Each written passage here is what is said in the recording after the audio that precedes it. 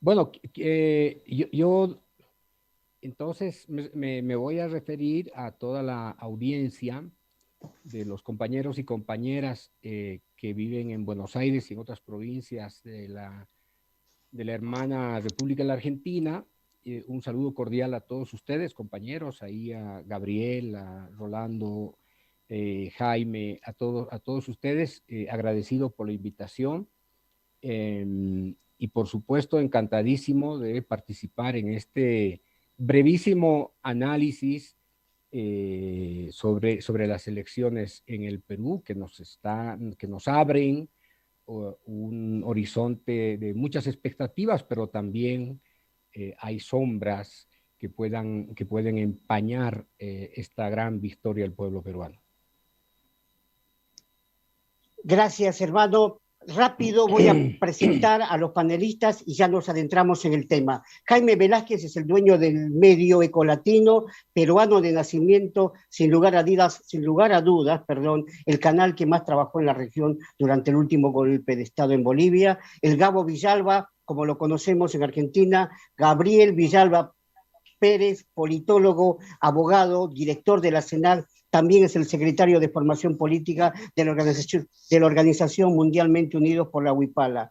Carlos Fernández, fundador, creador del grupo Los Guerreros Samurái, y un amigo nuevo, Gustavo Saavedra, activista político, biólogo, actualmente vive en Canadá, creador del colectivo Siglo XXI Repensando Bolivia. Bueno, Gabo, es tu obligación abrir este abanico y ya nos adentramos en este tema, la reconfiguración en el tablero geopolítico en la región a partir del triunfo de Pedro Castillo, el nuevo presidente de la hermana República del Perú. Bueno, muy buenas noches, compañeros, compañeras, a toda la gente que nos está viendo. Saludar al compañero Juan Ramón Quintana, gran cuadro político de este proceso, esta construcción que le hemos vivido, este proceso de cambio de 14 años y lo que nos toca vivir todavía por la reconquista, no solamente de lo popular, lo nacional de Bolivia, sino del continente entero, ¿no? Sin lugar a dudas es importante, querido Rolando, pues adentrarnos a las profundidades de la geopolítica regional. A veces la coyuntura es tan inmediatista, por eso es coyuntura, que nos obliga a estar apagando incendios y a responder a incluso la agenda que se plantea desde el frente, ¿no? Desde la derecha, desde los medios hegemónicos de comunicación. Todo eso nos impide ver a cabalidad los horizontes de transformación política y social que se vislumbran no solamente en el país o dentro de las fronteras de nuestro país, sino en la región, en el continente y por supuesto en otras latitudes de nuestra única nave espacial, como dice yo un gran camarada venezolano, ustedes recordarán, camarada Martínez, pues estamos todos inmersos en, creo, entender qué es lo que está pasando en el Perú, qué implicancias tiene para Bolivia, qué implicancias tiene para la región, ¿qué implicancias tiene para esta construcción de nuestra patria grande? El día de hoy se ha referido en conferencia de prensa el presidente del Senado, Andrónico Rodríguez, por ejemplo, y ha causado revuelo el hecho de que un compañero también quechua, un compañero también del extracto popular, como el hermano Andrónico, se refiera a otro compañero peruano que hoy ganó bueno, que ya ganó virtualmente las elecciones, es un triunfo popular de todo Perú, de toda Latinoamérica, para pues transformar desde lo popular. ¿Las oligarquías se caen a pedazos en Latinoamérica? Quizás esa es la pregunta que tenemos que empezar a develar en este conversatorio, que seguramente lo hará dentro de unos minutos el querido compañero Juan Ramón Quintana, a quien realmente lo volvemos a decir, es un lujo, un placer que esté acá con nosotros. ¿Por qué se caen a pedazos las oligarquías? Tomaron el poder por asalto en Bolivia, duraron 11 meses, destruyeron la economía, destruyeron el país y ese fue un factor determinante también para que el bloque nacional popular reconfigurado vuelva a tomar las sendas del denominado proceso de cambio en Bolivia. En Chile, la oligarquía que se veía indestructible, aquella construcción de los Chicago Boys, aquella construcción del pinochetismo, también se cae a pedazos y se vislumbra proyectos de constituyente, incluso una Chile plurinacional. ¿no? En Colombia, aquel bastión de la geopolítica de dominación imperial norteamericana, Colombia, el país con mayor cantidad de bases militares norteamericanas en su territorio, también se está disputando sentidos desde lo popular, desde lo subalterno. Se quiebra esa alianza del Pacífico, ese bloque articulado desde Estados Unidos, con Estados Unidos a la cabeza, Colombia, Chile, Perú. Perú, ¿cómo se entiende a partir de la propia geografía del voto? ¿No? La geografía de la victoria que tuvo el profesor Castillo en el interior del país, y cómo todavía tiene un fuerte bastión aquella oligarquía conservadora, aquella vieja forma de hacer política de las oligarquías limeñas, ¿no? Que siempre manejaron como centro-periferia el Perú. Entonces, sin lugar a duda, tenemos que pensar muchísimo en torno a ello. Quizás en términos estrictamente populares, a veces tratamos de pensar en grandes teorías comunicacionales, teorías políticas, tratados políticos, pero siempre la realidad se va a explicar desde lo popular y lo va a explicar siempre la gente de mejor manera y de una manera mucho más entendible. Veía unos videos del Cholo Juanito, muy querido acá en Bolivia, y el Cholo Juanito decía: yo voy a votar por Pedro Castillo, y voten por Pedro Castillo. ¿Por qué? Porque él es como nosotros, él es igual que nosotros, es Castillo como nosotros, no es Fujimori, no es Kuczynski, no es de ojos verdes, no es de tez clara, no es de esas oligarquías que nos han venido ninguneando a los peruanos y de cierta forma han construido un muro, ¿no? Y no se ha podido vislumbrar en muchos años aquella Perú verdaderamente popular y aquella identidad peruana real, se podría decir, desde lo popular, pues, ¿no? Y el Cholo Juanito lo explicaba de forma elocuente. ¿Saben qué? ¿Cuánto cuesta la garrafa acá en Bolivia y cuánto cuesta en el Perú?, decía él. Hagan esa comparación. ¿Y saben quién hizo esa gran transformación? El presidente Evo Morales, dijo. Evo Morales hizo esa gran transformación de la nacionalización de los hidrocarburos y hoy los bolivianos tienen a este precio la garrafa, dijo a todos los peruanos, ¿no? Y ustedes, peruanos, tienen el precio de su garrafa, esta X cantidad que es exorbitante y que pues no se ha podido todavía trabajar políticas sociales que vean y transformen una Perú que, por ejemplo, era igual que Venezuela, bueno, sigue siendo, Venezuela ya se ha transformado, uno de los países más desiguales del mundo, es decir, donde existía una brecha de desigualdad abismal entre los muy ricos y los muy pobres. El comandante Chávez erradicó esa brecha y los índices de Gini así nos lo indican. Ecuador, el proceso de Rafael Correa, la Revolución Ciudadana, el proceso de Lula, el proceso de Néstor, el proceso de Evo. De eso se trata, ¿no? Perú está recién encaminándose a aquello. Después de muchos años de una carga, de una acumulación revolucionaria histórica, se podría decir, de diferentes extractos de lo popular, porque el profesor Pedro viene también de una movilización bastante fuerte que paralizó el Perú el 2017, la movilización del magisterio, pues está empezando a tejer sentidos nuevos de construcción de lo que ya hicimos en Bolivia, de lo que ya se hizo en Argentina, de lo que ya se hizo en Ecuador con Rafael Correa, de lo que se hizo en Venezuela, de lo que se hizo en Brasil con Lula, ¿no? Entonces, entenderlo esto es interesante, es importante y seguramente Juan Ramón nos dará mayores luces geopolíticas, pero también hay que entender cómo se repite y replica el libreto de esas viejas oligarquías que se niegan a renunciar a sus privilegios de casta, ni siquiera de clase, sus privilegios de casta. Es por eso que repiten el mismo discurso, ¿no? Como un libreto.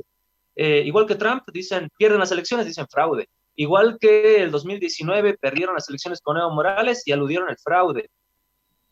Como lo están haciendo en el Perú hoy, ¿no? Y están tratando de meter el debate político a ese escenario del fraude. Gabriel, es un libreto que tiene la oligarquía. Dime, tengo un minuto, ¿no? Vamos cerrando el concepto, así le pasamos, como decimos acá, la pelota al maestro. Después vamos a tener la participación del compañero del Perú, que nos va a dar un enfoque ya desde el lugar de los hechos. Por favor, termina el concepto y le pasamos directamente al maestro.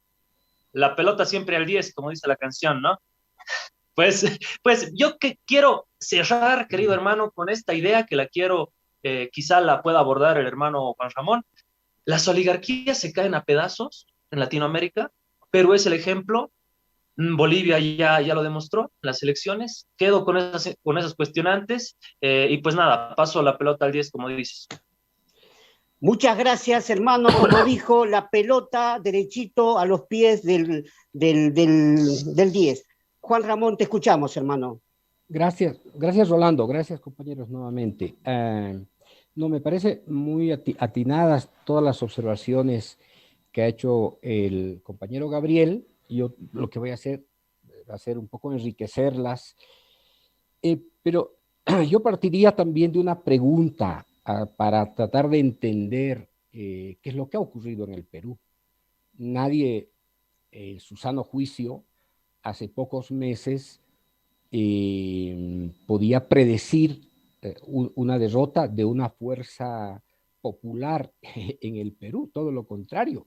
Los peruanos estaban esperando, de alguna manera, ratificar a un presidente, ¿no?, del ala más neoliberal y frente a lo que ocurrió durante los últimos años, que fue la fragmentación de las fuerzas más populares de la izquierda. En realidad, lo que se estaba esperando era reeditar, digamos, el escenario, ¿no?, de los últimos años. Bueno, pero ¿qué significado tiene la victoria del profesor Castillo para el Perú y para la región? ¿Qué desafíos, además, nos plantea esta gran victoria popular? Yo quisiera, con un ánimo metodológico, más bien partir de una hipótesis que me acerca a las condiciones subjetivas de una sociedad como es la sociedad peruana. Probablemente ninguno de nosotros ha tenido el tiempo suficiente como para estudiar la gran complejidad del pueblo peruano, de la sociedad, de la nación peruana. El Perú es un mundo de unas contradicciones tremendas, como por ejemplo la contradicción entre el pasado y el presente.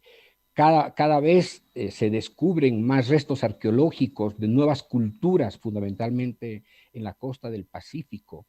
Hay que tratar de entender al Perú desde la construcción social, tecnológica, arquitectónica, que ha construido el Perú desde hace cientos y miles de años. Y entonces yo apelaría a esto que ha ocurrido en el Perú, a la metáfora del viejo topo de la historia. Y esta metáfora lo que nos dice es que en la superficie de la vida cotidiana, en la superficie social, a veces suelen producirse pequeños episodios que generan expectativas, que generan esperanza de cambio, de transformación. Y entonces mucha gente se queda enamorada de esos episodios, pero olvida, como nos recomendaba el viejo Marx, olvida que el topo de la historia trabaja sin cesar. Es un arquitecto subterráneo, es un zapador del tiempo, y ese topo aparece cuando probablemente menos se lo espere. Y yo comparo lo que está sucediendo en el Perú con esta metáfora del viejo topo. Las revoluciones de 1848, 1850 para adelante hacían suponer que estábamos cerca de la emancipación del movimiento obrero, de los proletarios. Pero, y entonces lo aparente aparecía como lo real, ¿sí? Pero la verdadera revolución se produjo en 1917, en Rusia. Entonces el topo tuvo que trabajar intensamente, y a partir de eso se produjeron otros grandes proyectos revolucionarios, ¿no? Por lo tanto, esta mirada del viejo topo nos induce a pensar que lo que estamos viviendo en el Perú es una efervescencia pre-revolucionaria. Los resultados electorales son una señal, es un síntoma, ¿no es cierto?, de esta efervescencia. No es de ninguna manera, no estamos lidiando todavía con el proceso revolucionario, pero ya hay estos síntomas.